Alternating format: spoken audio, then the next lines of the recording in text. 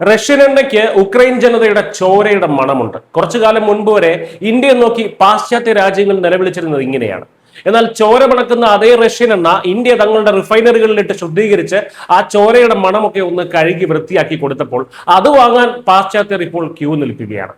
സദാചാരം പ്രസംഗിച്ച ബ്രിട്ടന്റെയും യൂറോപ്പിന്റെയും ഇരട്ടത്താപ്പ് ലോകത്തിന് മുന്നിൽ പൊളിഞ്ഞു വീഴുന്ന കാഴ്ചയാണ്. ഇറാനും അമേരിക്കയും തമ്മിലുള്ള ഭീഷണമായിട്ടുള്ള യുദ്ധം ആഗോള ഇന്ധന വിപണിയെ വല്ലാതെ ഉലച്ചിരിക്കുകയാണ്. ഗൾഫ് വിതരണ ശൃംഖല തകർന്നതോടെ യൂറോപ്പിൽ ഡീസൽ വില ചരിത്രത്തിലെ ഏറ്റവും വലിയ ഉയർന്ന നിരക്കിലെത്തി. വിമാനങ്ങൾക്കും വാഹനങ്ങൾക്കും ഇന്ധനമില്ലാതെ ബ്രിട്ടനിലെ ഗതാഗത സംവിധാനം സ്തംഭിക്കാൻ തുടങ്ങിയതോടെ അവർക്ക് മുന്നിൽ ഒറ്റ വഴിയേ ഉണ്ടായിരുന്നുള്ളൂ: ഇന്ത്യ.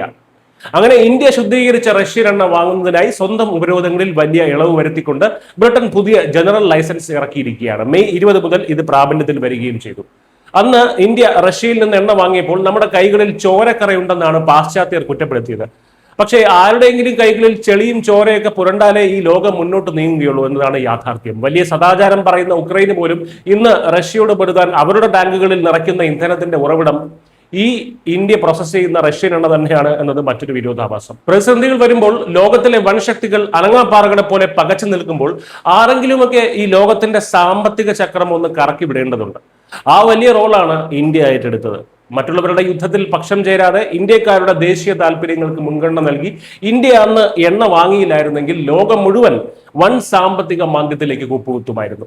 അന്ന് നമ്മളെ വിമർശിച്ച ട്രംപും അമേരിക്കയും പോലുമുള്ള രാജ്യങ്ങൾ ഇപ്പോൾ റഷ്യൻ എണ്ണ വാങ്ങുന്നതിനുള്ള ഉപരോധങ്ങളിൽ ഇളവ് നൽകാൻ നിർബന്ധരാക്കിയിരിക്കുകയാണ്.